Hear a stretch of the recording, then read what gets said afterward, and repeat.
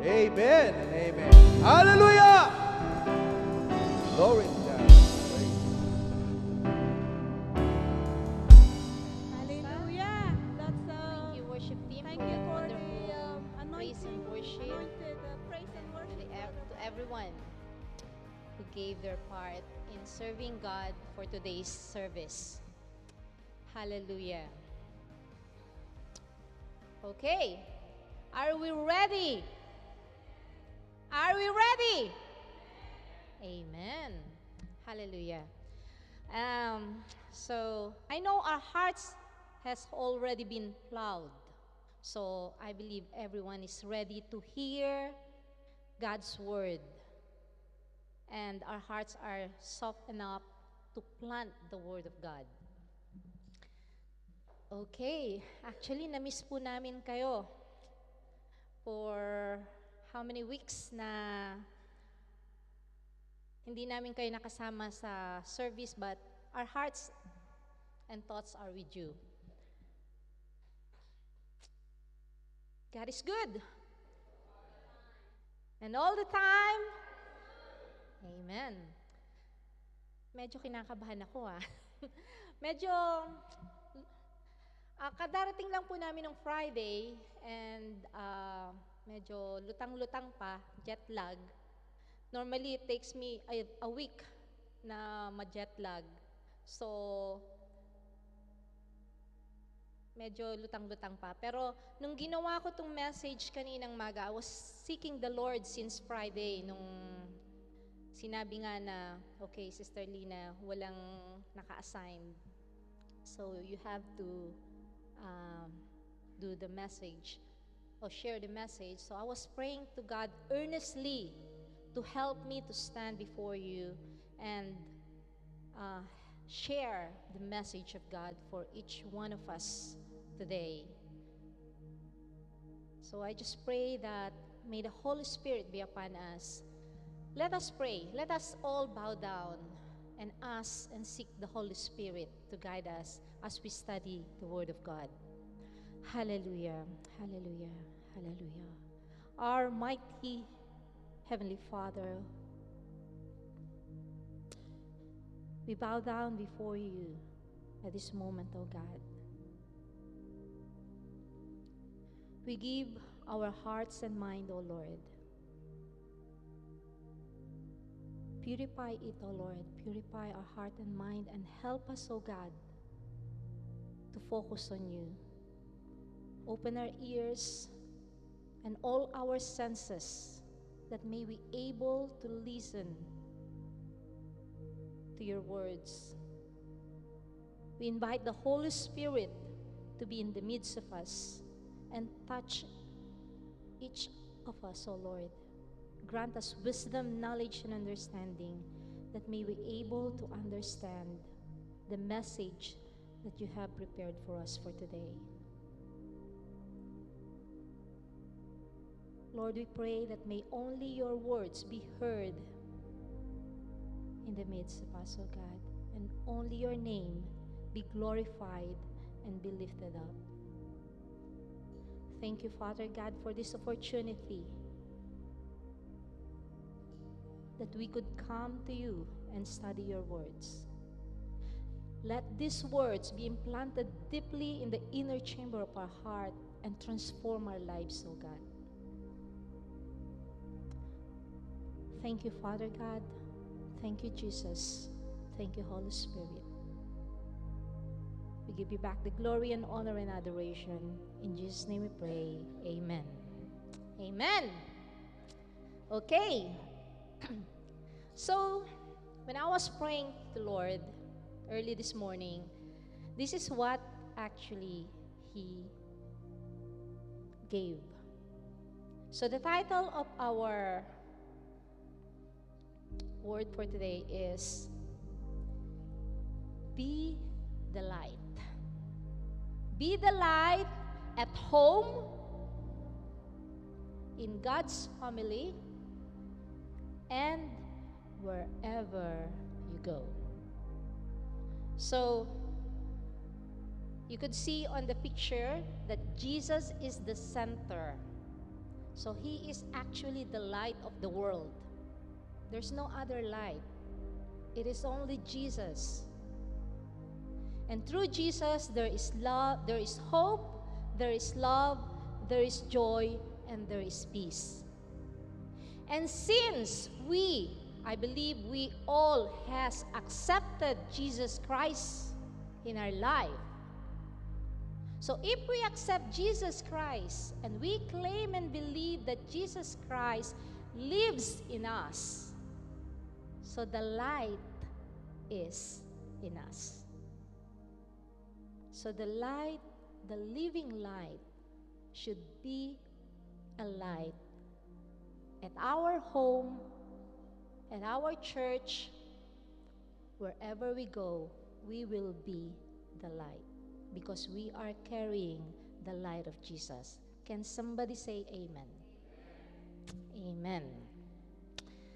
Okay. Light changes everything. Do you believe in that? Even a small light in a dark room makes a difference.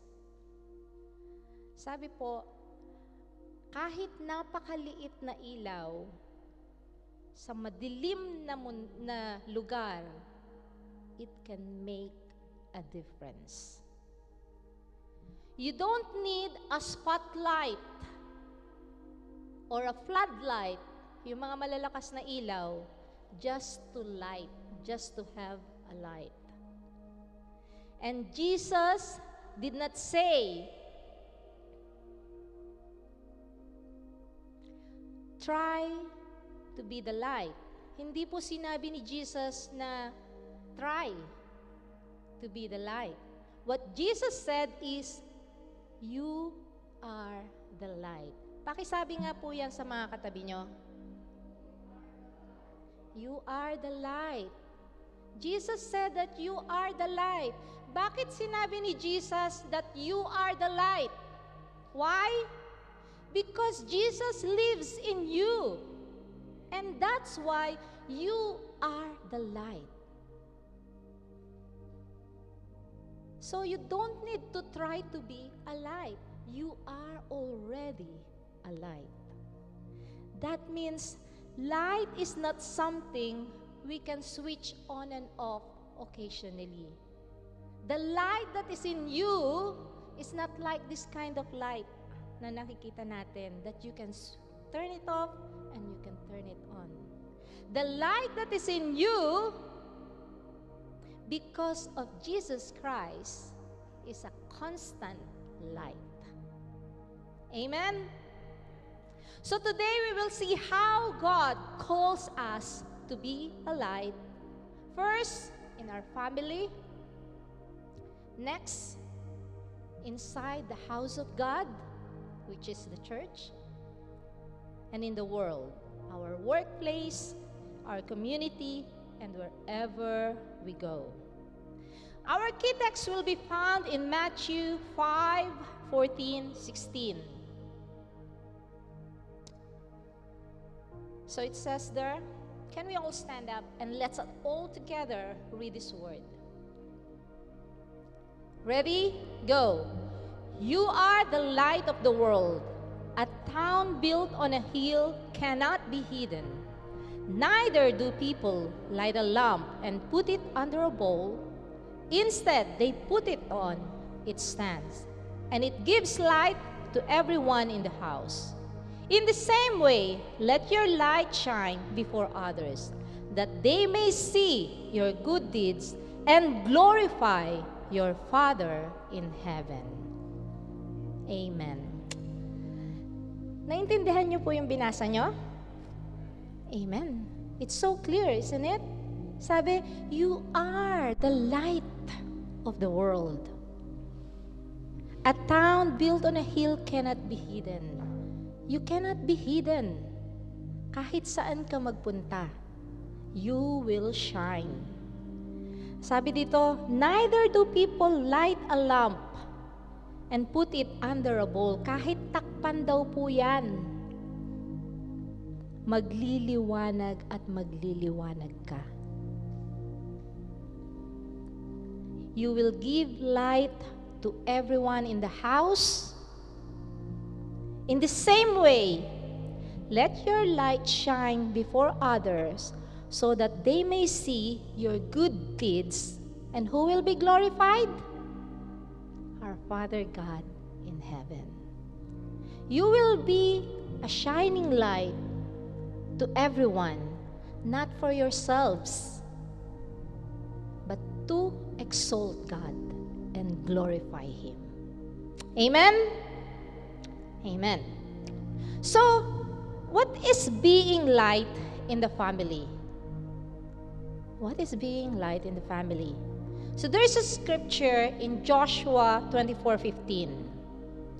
When Joshua said, "As for me and my household, we will serve the Lord." Napakaganda po na i-aim natin na bawat isa sa atin, we can strongly say, "As for me and my house, we will serve the Lord." Sama-sama tayong magsaserve sa ating Diyos. Your first ministry actually begins at home. Yan po ang katotohanan. First ministry begins at your home. Sometimes, we want to shine bright outside. But at home, we are impatient, silent, or harsh. Nangyayari po ba yan? Yes. So, being light in the family means we have to speak in grace. When you said speak with grace, anong ibig sabihin niyan? Hindi naman ibig sabihin, hindi ka na magagalit. Siyempre, pag may mali, mali. Pag kailangang itama, kailangang itama. May time talaga na nagre-raise ang ating mga boses kasi may mali. Diba? Pero sabi, speaking with grace. Paano ba mag-speak with grace? Dapat may forgiveness. Sa loob ng bahay, tayong mga magulang, mga nakakatandang mga brothers and sisters, speak with grace. May kanya-kanya tayong fault, may kanya-kanyang weaknesses ang bawat individual. Sabihin na nating may twins pero they are still have difference. They are still different from each other. Kahit sabay pang lumabas yan, may kanya-kanya pa ring weaknesses. We are all human. But the thing is, speak with grace. Grace is full of love. Grace is full of forgiveness. Yaan ang makita sa loob ng bahay natin, especially sa mga magulang. Okay lang magalit, pero ipaliwanag natin bakit tayo nagagalit. Kasi hindi nila mauunawaan kung lang. Ano yun? Parang Armalite? Normal yan eh. Shotgun, machine gun. Yeah? Well, the thing is, we have to respect each other. Mapabata ka, mapamatanda ka, you have to know how to listen. Hindi ibig sabihin yung bata, hindi na pwedeng magsalita. Alam nyo sa Pilipinas, naging norm and culture natin na pagka bata ka, huwag kang sasagot. Huwag kang sasagot. Pero mga kapatid, culture po ng Pilipino yon. Sa ngayon po, may rights din po ang mga bata. We need to listen. Dahil hindi lahat ng alam ng matanda, tama. Kaya marunong din tayong makinig. Speak with grace. At sa mga bata naman, lalo na yung mga nag-aaral, sometimes they act like they know everything. Yeah? Mga bata, listen. Mas mahaba ang itinagal ng mga gulang nyo sa mundo. Marami na silang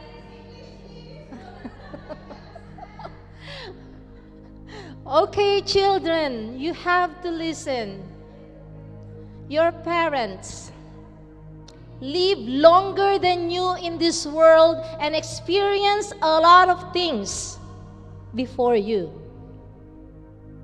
Bad or good, they know and they overcome. So they already know how to solve problems. So you have to listen. Because with your parents, they have wisdom. Okay? So you have to listen. It doesn't mean that you have studied this at school, you heard this, you learned this, you read this. That is right. Experience teach us better. Theory is always there, but it needs to be practiced. And in practice, you will have some problems, you will have some difficulties and challenges. And through that experience, you will know how to solve it. And that's where the wisdom comes. And especially if you are with the Lord, that's where the great wisdom and true wisdom comes. So children, listen to your parents. And parents, listen to your children. You have to respect each other. That's how it is inside the house. So, choosing forgiveness over anger. This is not only applicable to parents, also for the children. Sometimes parents talk too much and you are hurt. But it doesn't mean they don't love you. They talk, they nag you because they love you. They want the best for you. Although some parents doesn't know how to show it or how to specifically tell it in words. But they love you very much. So, forgiveness should always be the center of the family. What's the question?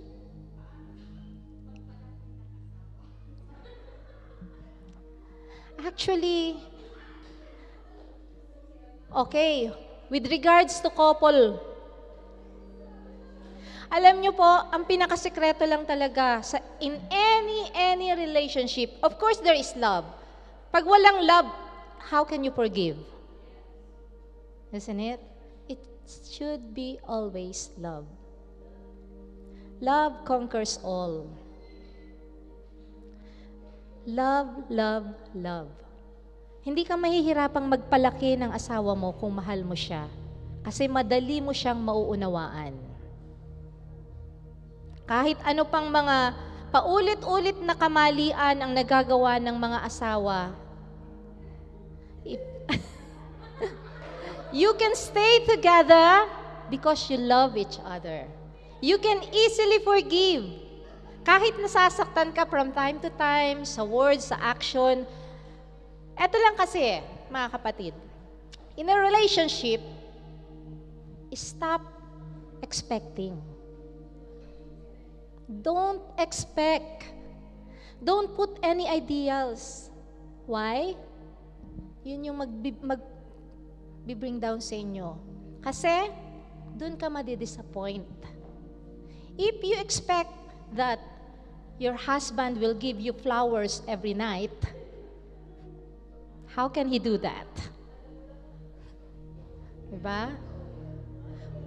O sabihin naman ng iba, sa birthday na nga lang or Valentine's Day, hindi pa nakakapagbigay.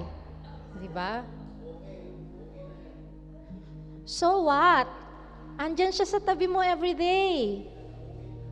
Di ba? There are times we forgot. Stop expecting. Because expectation, the result is disappointment. Pag hindi na-meet yung expectation mo, magkakaroon ka na ng feel, hindi niya ako mahal. Hindi niya ako pinapansin. You expect it. Pero dun naman sa partner mo, or dun sa couple mo, or dun sa asawa mo, mahal na mahal ka naman niya from heart. There are some people that they cannot show it or they cannot tell it. They don't know how to. It depends on the upbringing of a person. Di ba? Paano sila pinalaki? How are you going to show love kung nung bata ka, hindi mo na-receive yung love? How can you be a giver kung nung bata ka, hindi mo alam o hindi ka nakakatanggap?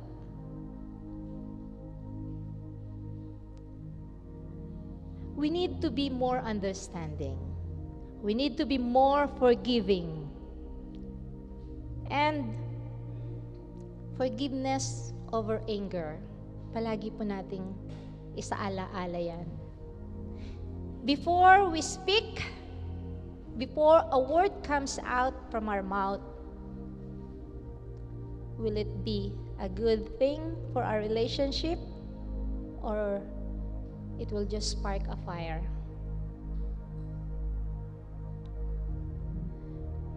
Again, there's another one, showing love when it is not returned.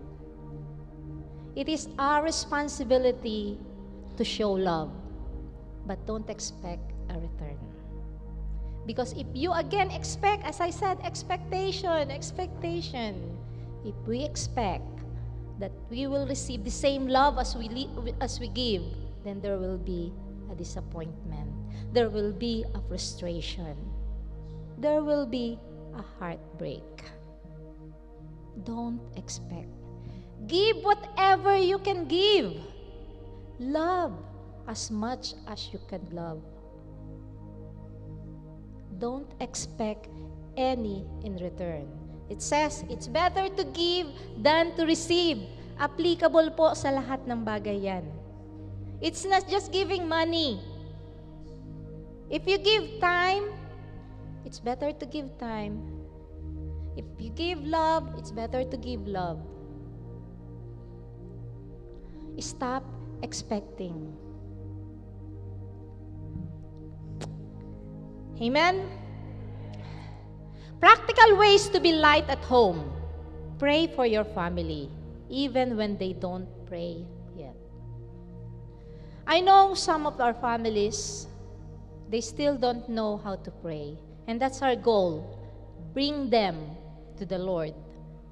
Take them to church so they could learn how to pray. And pray for them. There are some of our families that ang dami nilang mga excuses when we ask them to go to church. Let's pray for them. Only we can do is makita sa atin yung light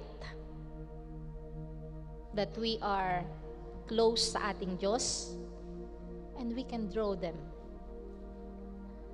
sa paanan ng ating Diyos pag nakikita nila. Hindi na nga natin kailangang magsalita or magsabi all the time. Pag nakikita sa inyo na kayo ay palaging nagsisimba, nagbabasa ng Bible, nag-aaral ng salita ng Panginoon, nagpe-pray, your children will follow. The family, the household will follow. Pero pag nakikita nilang sa Pilipinas, nandun sa inuman, nandun sa diskuhan, nasa bingguhan, nasa sugalan, saan nyo madadala ang mga anak nyo? Outside the church. tayo po ang magdadala sa kanila at maglalapit sa kanila sa ating Diyos. Be the light inside the family. Practical ways, respond gently instead of reacting emotionally.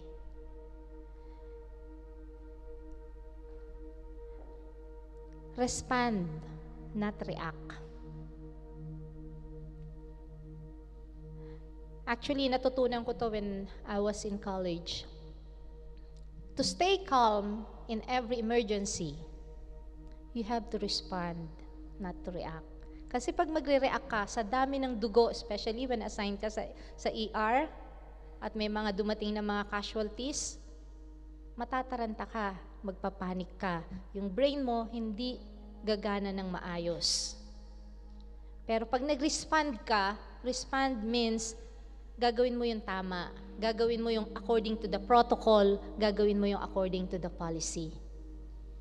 Ganon din po sa bahay, mga kapatid. If there's any argument, disagreements, hindi naman nawawala yan sa pamilya eh. Yung nag-aaway-away, may mga misunderstanding, disagreement, nangyayari yan, normal. Sa normal na pamilya yan. Well, pag hindi nangyayari yan sa loob ng pamilya nyo, hindi normal ang pamilya nyo.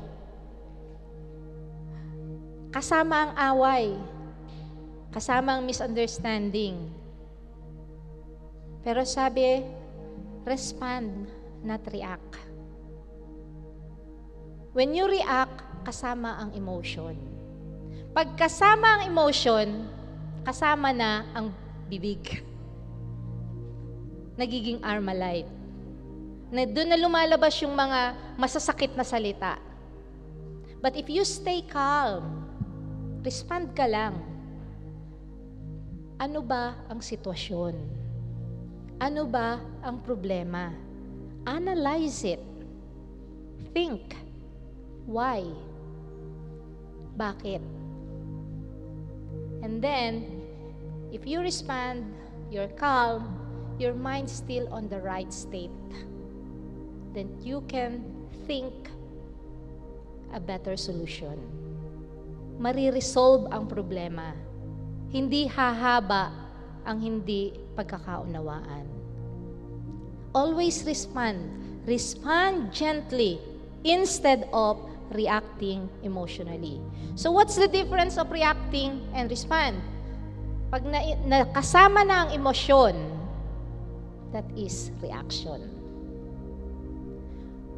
So when you are doing something out of your emotion, that is reaction. But if you are you're doing out something out of thinking first, analyzing first, assessing first the situation, that is how to respond.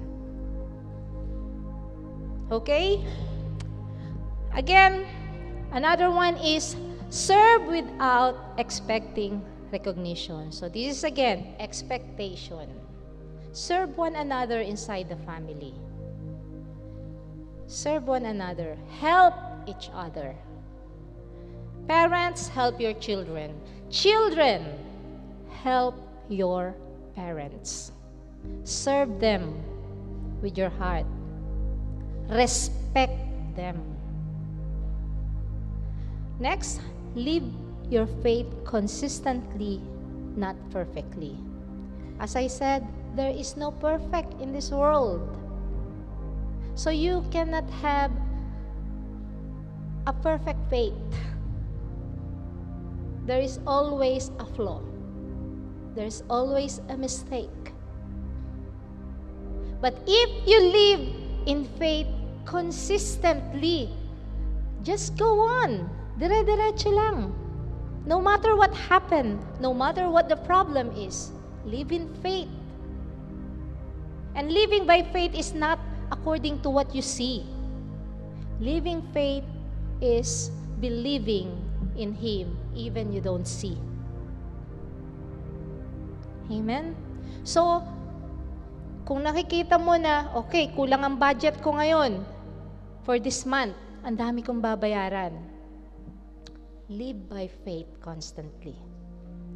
Claim the promise of God that He is our mighty provider. At hindi siya magkukulang, mga kapatid. He will never leave you alone. Kasama niyo siya palagi. Live your faith consistently. Pag ito po ang nakita ng ating mga kapamilya sa inyo, makikita nila ang liwanag ng ating Panginoong Jesus sa inyong buhay. And you will shine brightly inside your family. 1 Peter 3:1-2, it says there, they may be won over without words by the behavior.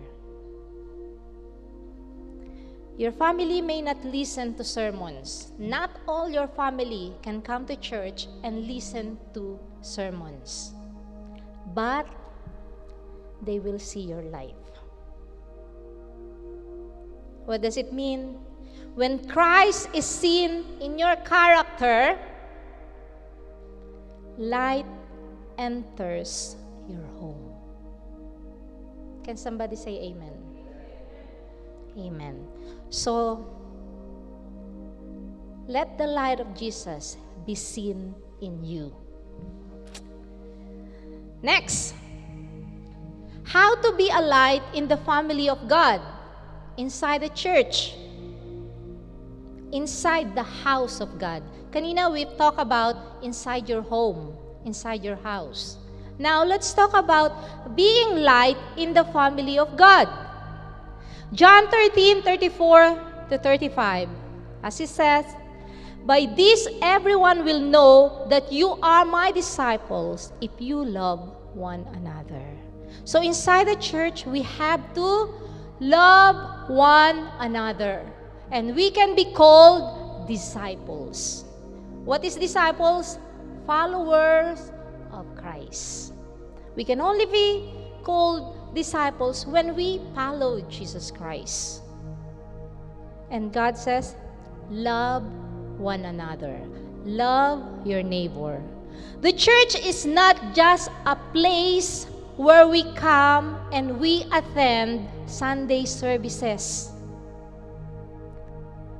The church is a family where we belong. There's a lot of places around the world, but you need a house. And that is where your church is. So that's why we have to choose. Alam niyo po, may mga Kristiyano na they are like kangaroo spirit or butterfly spirit. They go from one church to another. Sadly, they don't have a home. It is not bad, but I encourage everyone, choose your family. Choose a home where you could feel belong, where you could grow. Because if you will do like go to one place to another, one church to another, how can you grow? How can you serve? Attending church is not just sitting down and listening to sermons. Attending church is serving God. If you go from one place to another, how can you serve? You need to be established to one place so you can focus and you can find your strength and you can join the ministry inside a church where you can use your talent. You can grow. Growing is not just knowing the Bible from back to back. Growing is, as I said, the light is in you. How that light will shine brightly in you. Growth, hindi nasusukat base lang sa kaalaman mo sa Bible. Growth, hindi lang nasusukat dahil ikaw ay magaling kumanta. Growth can be measured. Sino na ba ang nadala mo sa paanan ng Panginoon? Sino na ang naakay mo sa presensya ng Diyos? Gaano na kadami ang nadala mo sa presensya ng Diyos? That is growth.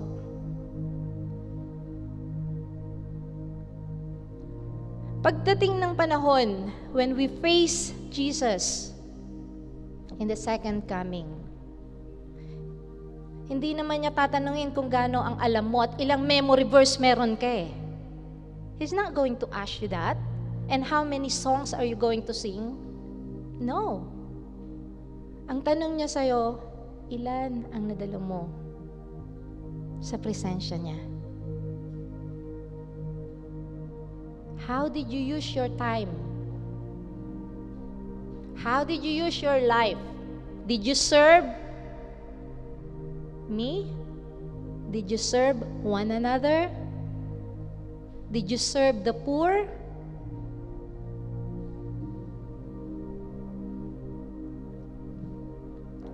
The Bible says, being light in the family of God, we have to love one another.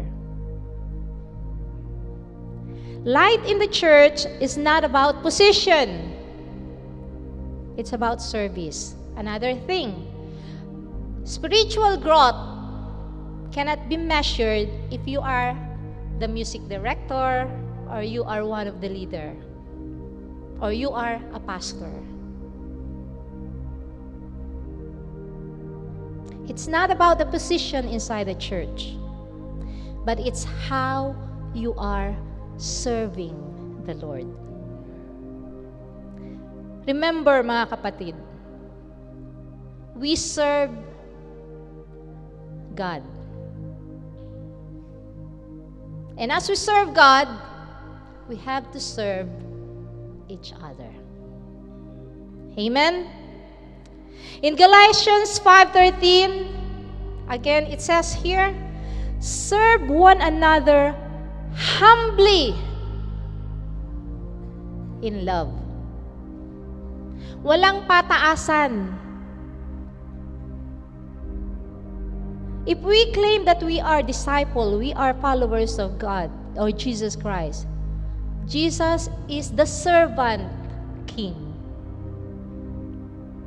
Di po ba? He came to serve and not to be served. So when you enter the church, don't think that you are here as a program director, as a music director, as a pastor, but you are a servant of God. So, meaning that whatever you do, small or big, that is acceptable to our God. How do we shine as a church family? First, meron po akong 4 dyan, 1, 2, 3, 4, na i-discuss, i-share sa inyo. First is, let's talk about by encouraging and not criticizing. Okay. How do we shine as a church family? So be an encourager. Stop criticizing. Amen? Okay, paano ba to? Let us not be overly time conscious when it comes to giving time to God. So these are some examples that I'm going to mention that I'm seeing inside the church. Whether a preacher is preaching or a person is sharing a testimony or anything that declares and glorifies God, there are moments when the Holy Spirit is leading and the message being shared may not be for everyone. But there is surely a soul the Spirit is trying to reach. Sometimes that person needs time to hear to process and to internalize the message. In short, huwag niyo pong apurahin ang oras na para sa Panginoong Diyos. Naunawaan niyo po ba yun? Huwag mong apurahin ang oras na para sa Panginoong Diyos. Anong ibig sabihin? Pag may nagpipreach at mahaba ang preaching niya, sometimes it's okay. It may be the leading of the Holy Spirit. Pero kung every week mahaba at paulit-ulit siya, it's a different story. Okay? Sometimes, ang oras, wag mong lilimitahan kasi para sa Diyos yan eh. It's intended to serve God and to declare and glorify God. Kung may nagte-testimony dito at ang haba ng testimony niya, patiently listen. If it's not for you, be quiet and just listen, because the Holy Spirit might be touching someone. Might not be here, but in our media. There will be a soul that is intended for that person. So wag niyong apurahin yung tao. Don't count the time. Unless this brother or this sister is constantly doing it and exalting himself. What's the difference of exalting himself and exalting the Lord? Of course, ang pinag-uusapan niya na o ang itinetestify niya na, ang pinipreach niya na is about what he is doing, not what God is doing in his life. If there is a brother or a sister who is excitedly trying to declare what God has done in his life, mga kapatid, lend your ear. Be patient. Huwag kayong tingin ng tingin sa oras. Ang haba ng testimony naman niya. Paulit-ulit. Sometimes, there is a person that needs to hear that 1, 2, 3 because that person has difficulty on internalizing the message of God. Each of us are different. You can be quick to respond. You can be quick to understand. But this person is not. So, listen patiently. Huwag tayong mainip. Because that time is for God. He is trying to win that soul. As I said, if it's done repeatedly, and the person who's standing here is just exalting and boasting what he did or she did, well, that is a different story. Amen? So mga kapatid, let us not to be overly time conscious. Huwag mong apurahin ang oras na para sa Panginoong Diyos. Second, by encouraging, not criticizing. Always remember, whatever we do inside the house of God, we do it for God. It is our way of serving Him and worshiping Him. If we serve with a grumpy heart, yung mga masungit dyan, o yung mga nagdadabog-dabog,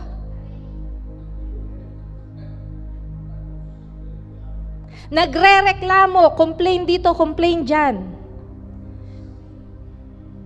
Brother and sister, we must remember that we are doing it in the presence of God. Whatever we do inside the house of God, we are doing it in the presence of God. Pag pumasok ka dyan, ngumiti ka na. Be joyful. Why? The presence of God is here. Tanggalin mo na yung pagiging masungit mo. Alam nyo kung sinong pinagsusungitan nyo? Sarili mo at sino? Ang Panginoon. Hindi ba tayo nahihiya? Are we not ashamed of God?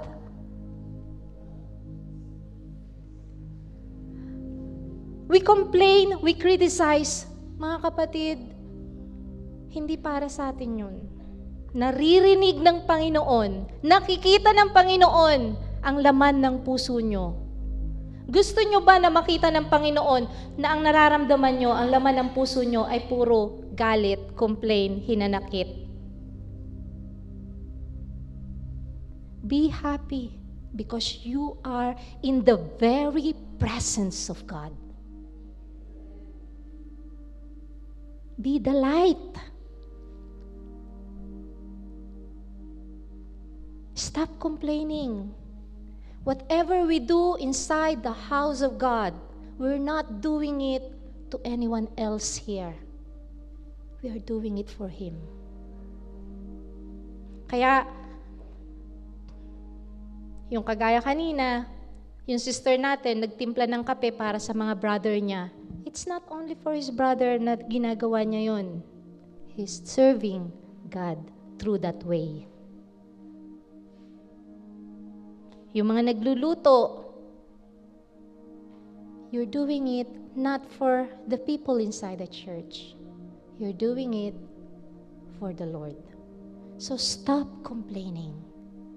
Tanggalin na ang mga pagdadabog-dabog. Tanggalin na ang pagiging masungit. Let's love one another. Be happy. Let the light of Jesus shine inside our church. Amen?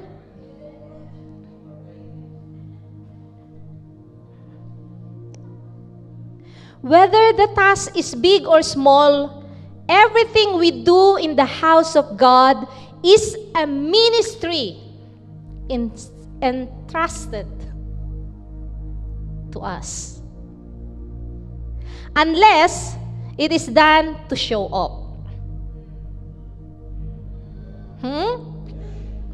Anything you do inside the church or inside the house of God, whether big or small, whether mag-ayos ka lang ng chairs or magtimpla ka lang ng coffee para sa kapatid mo, that is a ministry that is entrusted to you.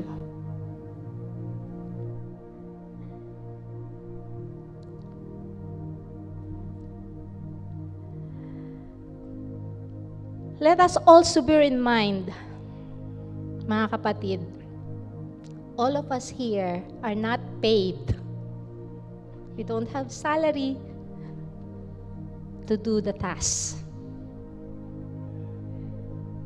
And we cannot say that we are tired because we are working full-time, extra time. We come here in the house of God to serve one another, to serve God. We serve voluntarily because this is one way we express our love for our God. God has given so many gifts, so many blessings into your life. And this is the only way. We cannot outgive God. Hindi natin kayang ibalik sa Kanya yung mga ibinigay niya sa atin. But because of our overwhelming thankfulness sa ating Diyos, this is the only way we could serve Him. Kaya mga kapatid, brother and sister, kayo po na naglilingkod sa Panginoon, huwag niyong intindihin yung mga naririnig niyo. Pag tumayo kayo dito o ano man ang gawin nyo, that in your heart you are serving the Lord, ano man ang marinig nyo sa ibang tao, it's not for them. It's for Him. Stand firm. Continue. Focus on what God has planned for you. Focus on your ministry. Yun ang sinasabi ng ating Panginoon. Let's follow Jesus. Si Jesus, you remember when He came here, ang daming bumato sa Kanya. When He was speaking the truth, ang daming hindi naniwala sa Kanya. Ang daming nag-criticize sa Kanya. He even hung on the cross. But because Jesus is so focused on the purpose and the plan of God in His life while He is here, He won. He is victorious. And as a disciple, as a follower of Jesus Christ, we have to do what He did. Focus. Do not be distracted. Do not be confused. Huwag niyong pakinggan ang sasabihin ng tao. Huwag kayong matakot sa sasabihin ng tao.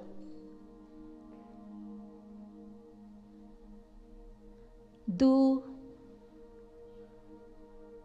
the service for God.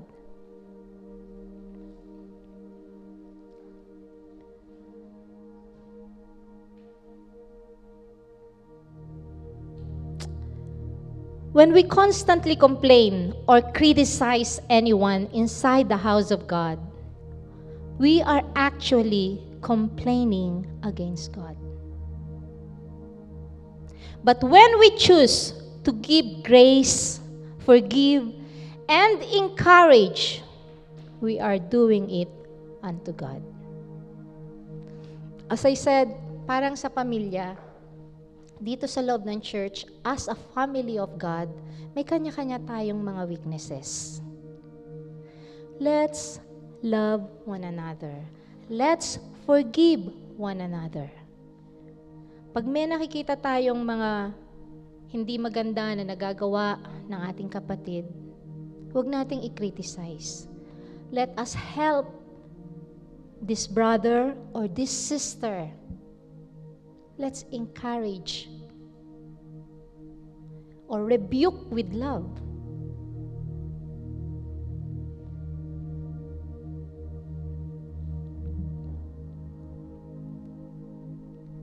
Next, another thing, by encouraging, not criticizing.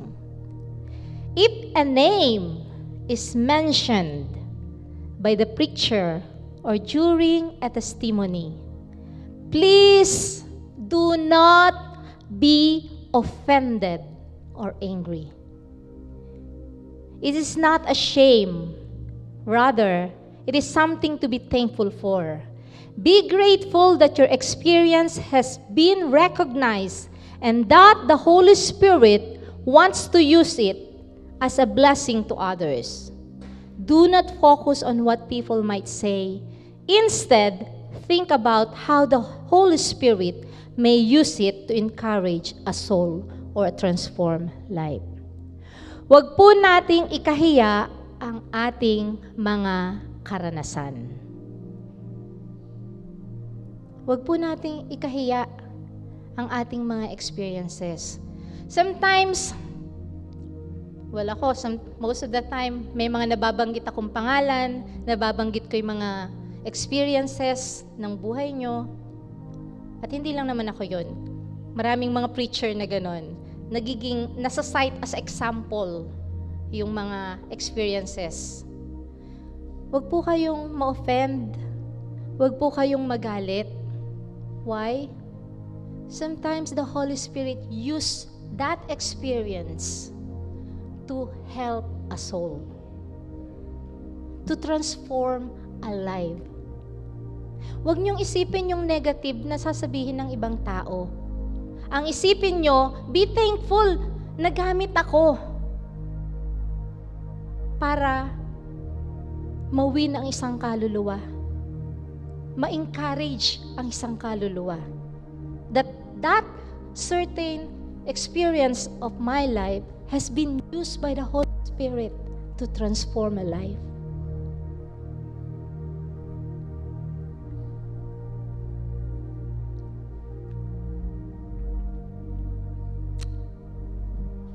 Huwag po nating ikahiya ang ating mga karanasan. All things work together for good to those who love God. To those who love God. All things work together for good. So ano ang dapat mong ikahiya? Sa mata ng ibang tao, may mga experience tayong nakakahiya. Shameful. Ang hirap i-share or sa harapan i-testify. Mga kapatid, be a blessing. Because that experience might help someone to be encouraged. Sometimes those testimony and declaration of God's goodness in our life to overcome hurdles and problems in our life, may nanunood pala na magpapakamatay na. And through that life experience, through that shameful experience na inyong sinyer, nagbago ang isip niya. Huwag niyong ikahiya.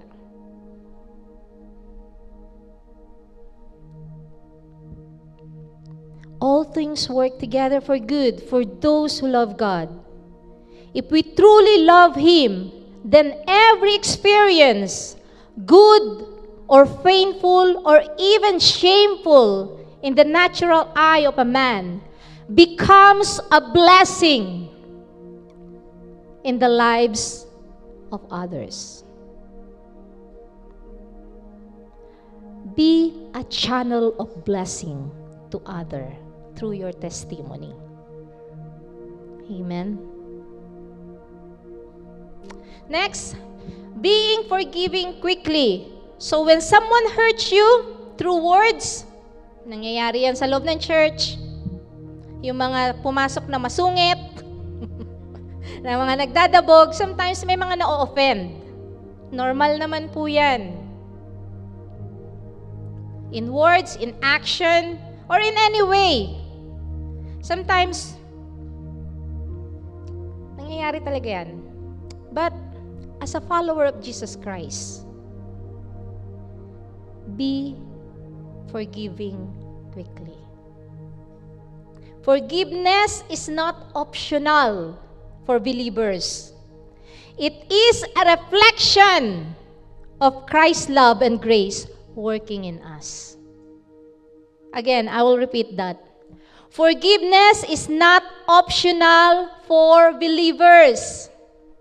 It is a reflection of Christ's love and grace working in us. So, forgive quickly so that Jesus' light will be seen in you. Next, by praying for one another. Okay, so hear this testimony from one believer. There was someone that went through a difficult season and didn't know how to pray anymore. Sometimes it happens, may mga tao na when they are so down and so depressed, it's so hard to pray. Have you experienced that? Even me myself, sometimes, lalo na pagpagod ka, parang ang hirap at walang words talaga na lumalabas sa'yo when you talk to God.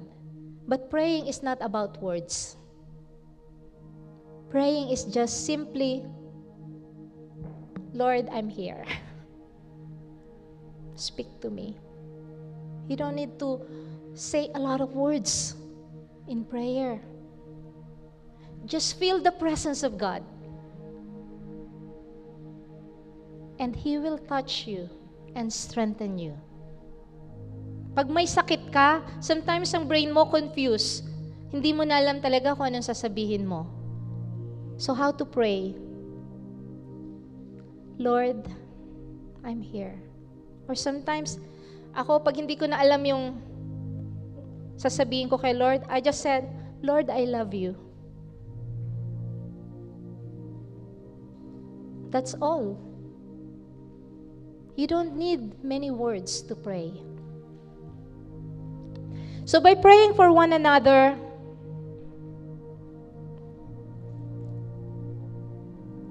let's pray for one another, mga kapatid.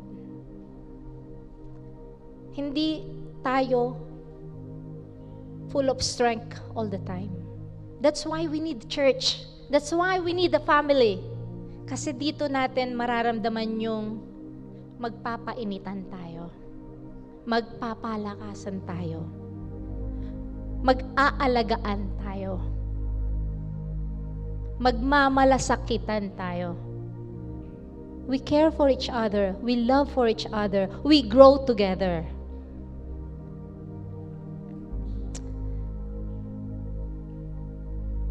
By serving even when no one notices. Okay, last dito is by serving even when no one services. Who come early to church? Sino ang dumating dito ng maaga? Okay. No one needs to know kung dumating ka ng maaga or late. No one needs to know. But, mga kapatid, just a reminder, our agreed start time in the church is not just a start of program or start of service. It is your appointment to God. Isn't it? Can somebody say amen? That is your appointment to God. That is your set appointment to God. We agreed to come in the church. We agreed to come and start at 4 o'clock. So that is your set time. That is your set appointment. Hindi dun sa mga kapatid natin dito. It is your appointment. Naghihintay na siya dito. Pag sinabi mong alas 4, nandito na siya. Hindi ba nakakahiyang pinaghihintay natin siya? Inuna pa natin ang mga bagay-bagay, and then we are saying, Lord, you are my priority. And we always say, seek you first the kingdom of God, and all these things shall be added unto you. Pero, palagi natin siyang pinaghihintay. Sometimes, hindi pa tayo pumupunta, hindi pa tayo sumisipot sa appointment niya. That is our appointment. In 1 week, yun lang yung appointment natin sa Kanya. Hindi pa natin nagagawang dumating on time. Hindi ba nakakahiya sa ating Diyos? Mga kapatid, based on cultural norms in Japan, regarding strict punctuality, they have a common rule of thumb in Japan that if you arrive exactly on time, like for example, 4 o'clock and you arrive 4 o'clock, you're actually late. It is generally expected that you arrive 30 minutes or 15 minutes early, and that is considered truly or on time.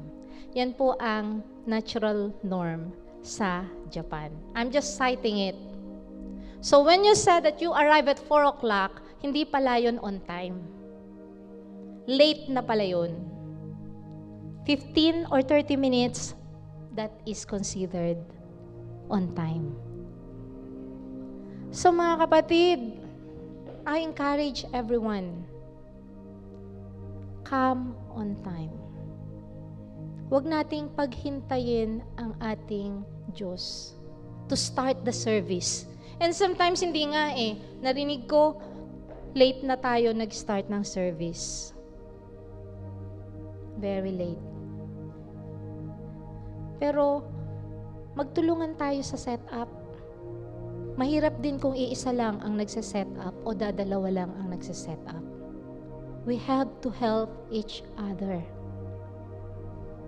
Para magampanan natin, sabay-sabay nating magawa yung ating gawain para sa ating Diyos. Our church start time is not an appointment to anyone, but it is an appointment to our God.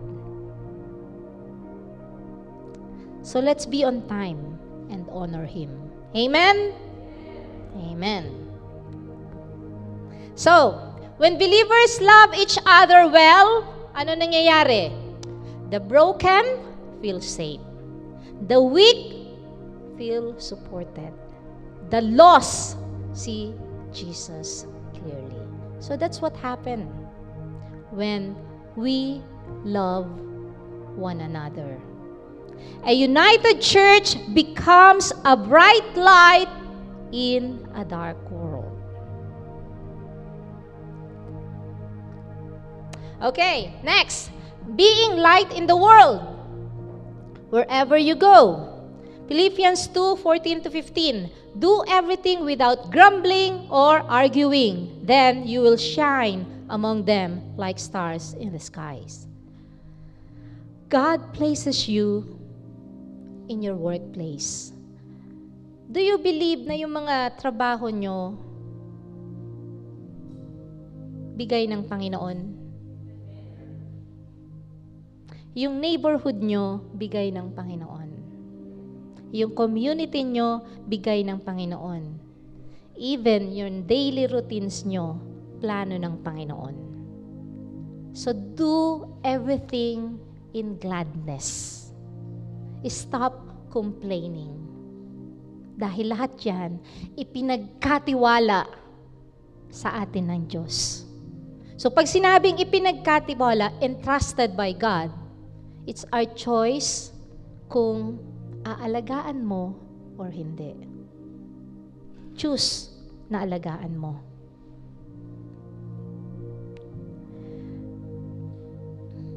Those things are given not just by accident.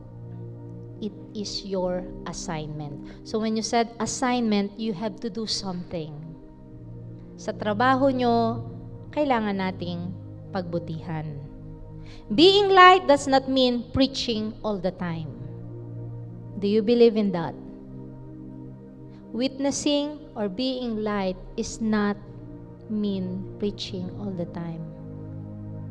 Through your action, you can win souls for God. Amen? So,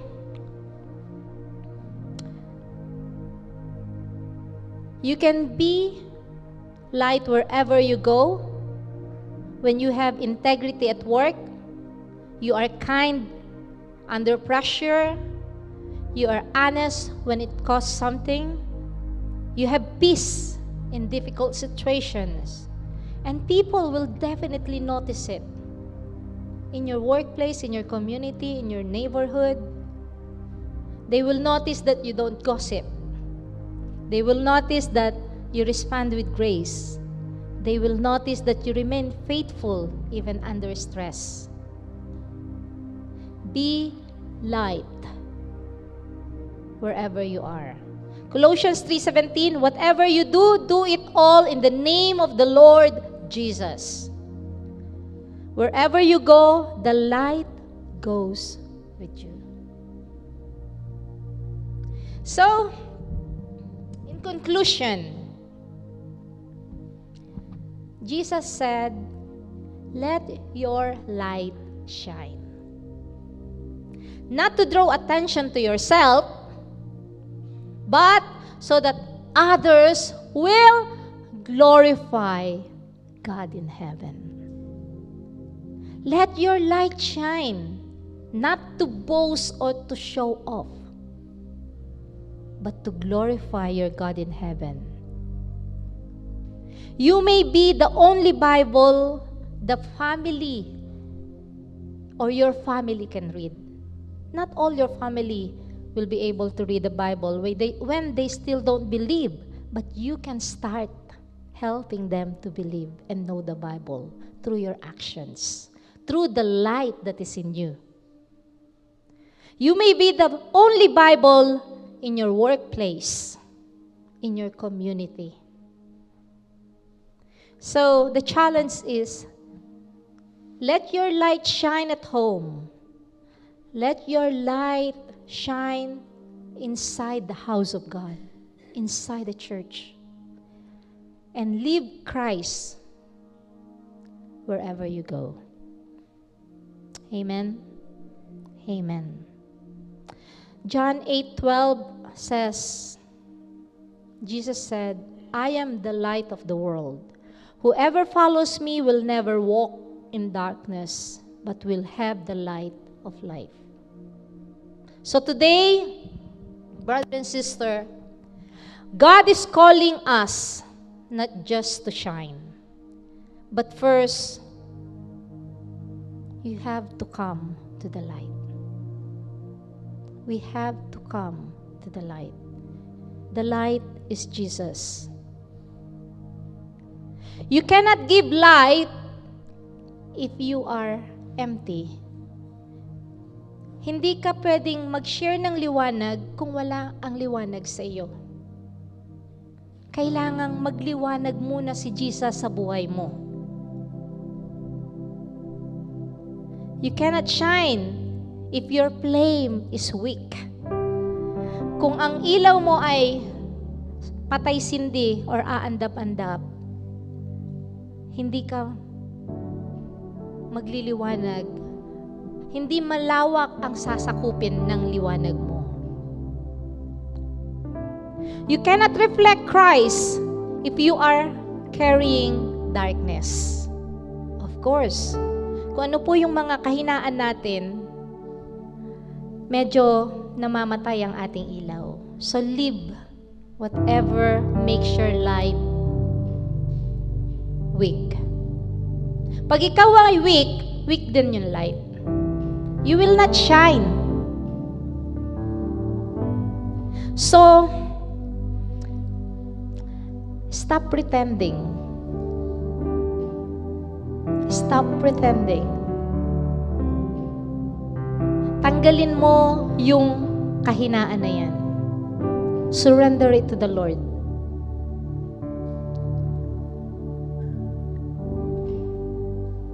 We cannot do it by ourselves, but Jesus said, through Him, nothing is impossible. All the weaknesses that we have, He can strengthen us. Whatever we are doing that is not pleasing to God, ngayon pa lang, itapon nyo na. Bitawan nyo na. You will not be a light. Your light will be weak and will not shine because it's covered by that weakness. If you feel struggling at home, or sometimes if you feel that you are cold and distant, and if you are needing renewal, forgiveness, or direction, this is the moment for you, mga kapatid.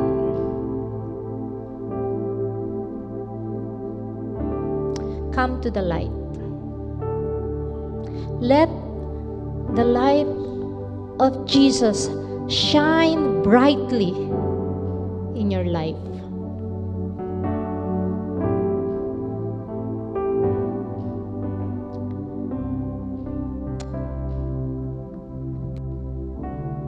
Shall we all stand?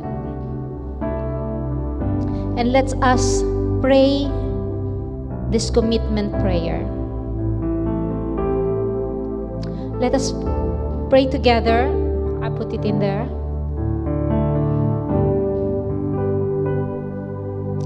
Lord Jesus, I come to you today.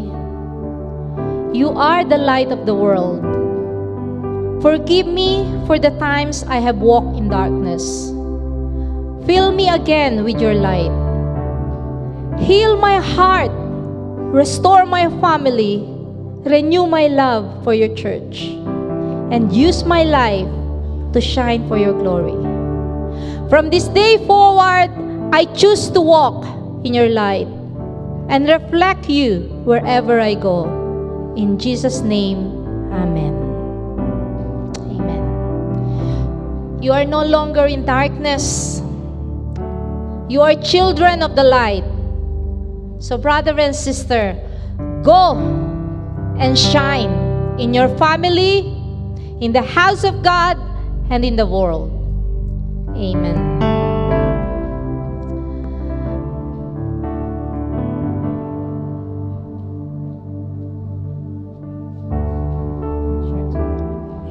Hallelujah. You may be seated. Amen. At to those who accepted the Lord Jesus, the light is with them.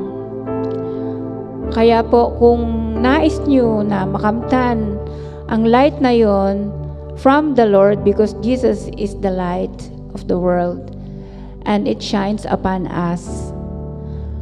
If you want the Lord Jesus to accept as your Lord and Savior of your life and have the light from Him, kami po ay nagpapaanyaya sa inyo dahil it's only Jesus. He is the only way, the truth, and the life, and no one comes to the Father except through Him.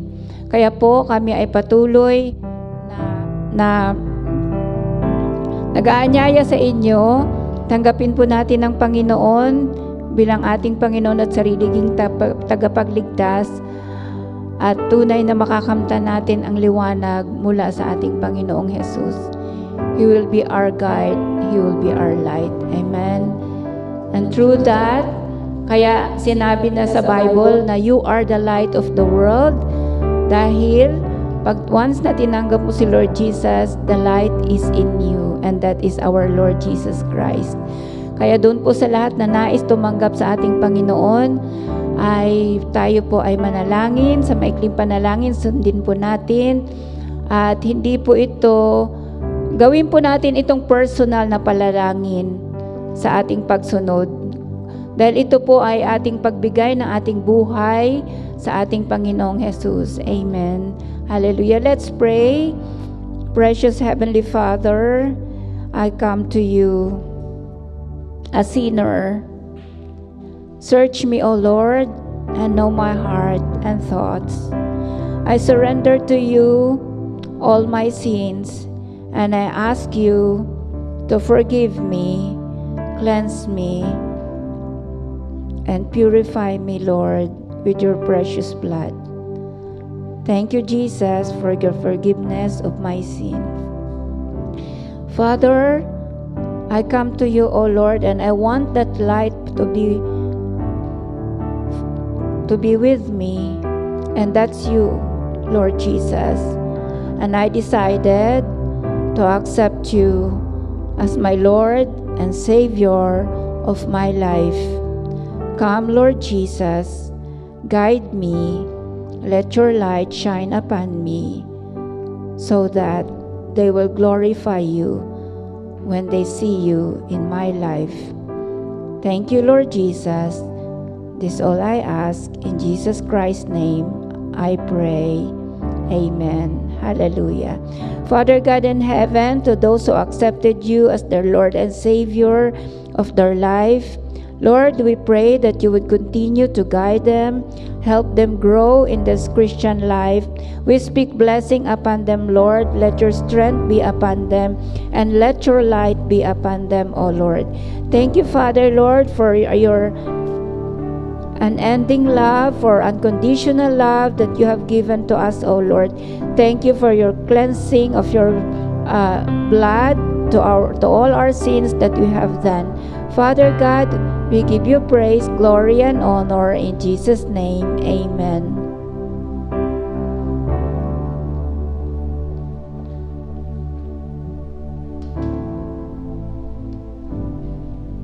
Okay, we are going to have our Holy Communion today. So, in 1 Corinthians 11:23 to 26, this is the institution of the Lord's Supper. It says, "For I received from the Lord what I also passed on to you. The Lord Jesus, on the night he was betrayed, took bread, And when he had given thanks, he broke it and said, "This is my body, which is for you. Do this in remembrance of me." In the same way, after supper, he took the cup, saying, "This cup is the new covenant in my blood.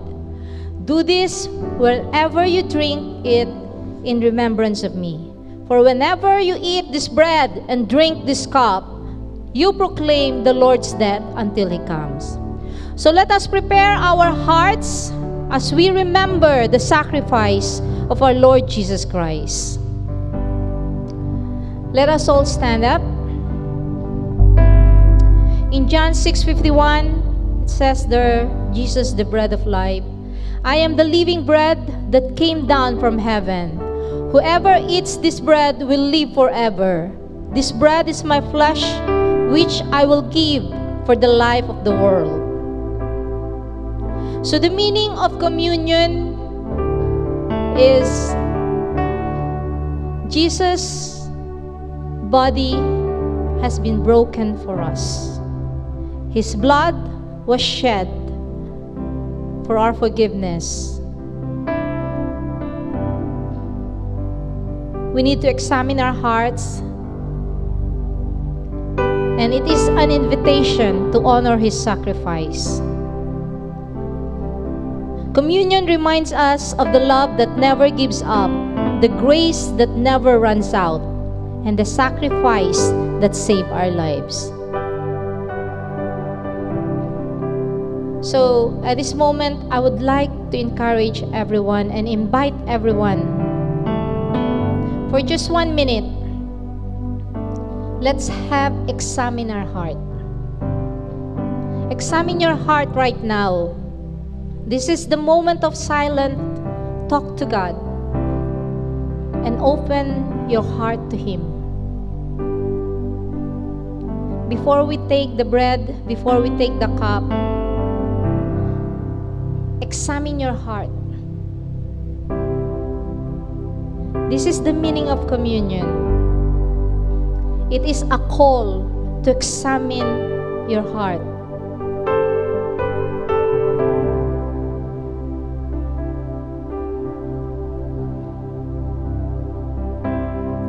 If there is anything that you need to surrender to the Lord, if there's anything that you have to repent or lay before the Lord, this is the moment to do it quietly.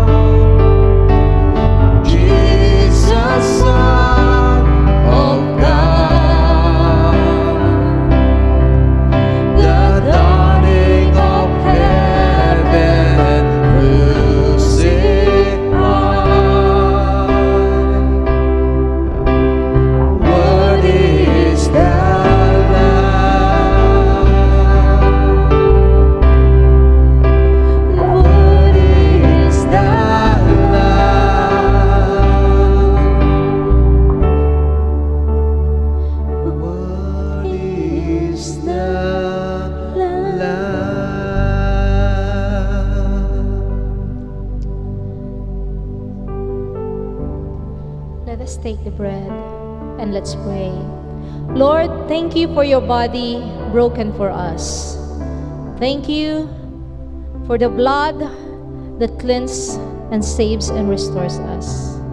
Make us worthy partakers of this holy meal. In 1 Corinthians 11:23-24, and when he had given thanks, he broke it and said, "This is my body, which is for you. Do this in remembrance of me." Let us eat together the body of Christ given for us.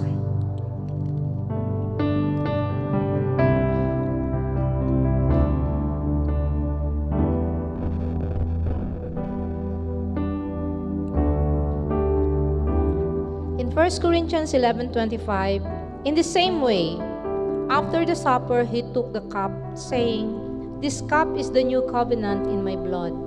Do this whenever you drink it in remembrance of me." Let us drink together the blood of Christ shed for the forgiveness of sins.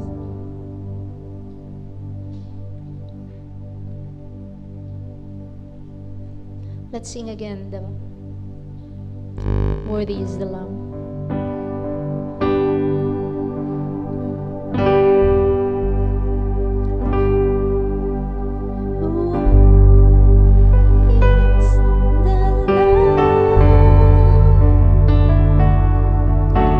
Seated on the throne,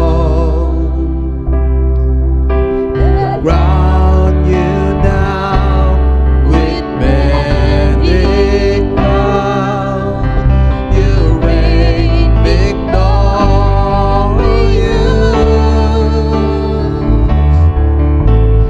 high and lifted up. Jesus, Son of God, the darling of heaven, crucified. Worthy is the Lamb.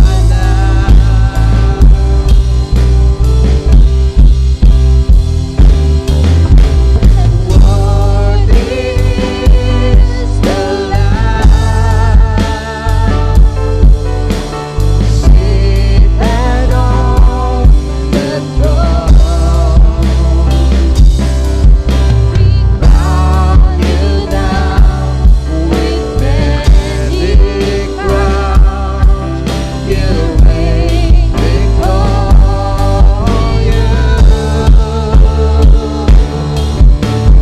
high and lifted up. Jesus, Son of God, the darling of heaven, crucified. Worthy is the Lamb. Worthy is the Lamb. Worthy is the Lamb.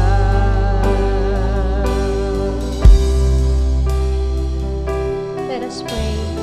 Lord, thank you for renewing our spirit. Thank you for healing, restoration, and the power of your sacrifice. Help us to walk in your love and abide in your presence. Hallelujah. Hallelujah. Thank you, Father God. Thank you, Jesus. Thank you, Holy Spirit. And now, let's sing the doxology.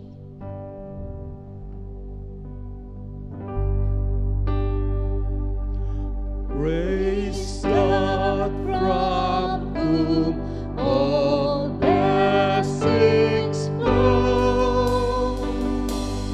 Praise Him, our creatures here below. Praise Him above, ye heavenly hosts.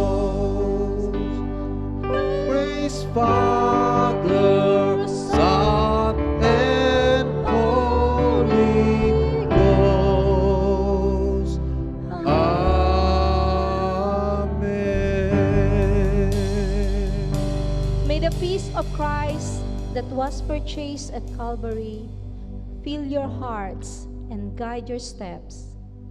Now, go in His grace and victory. Amen. Amen.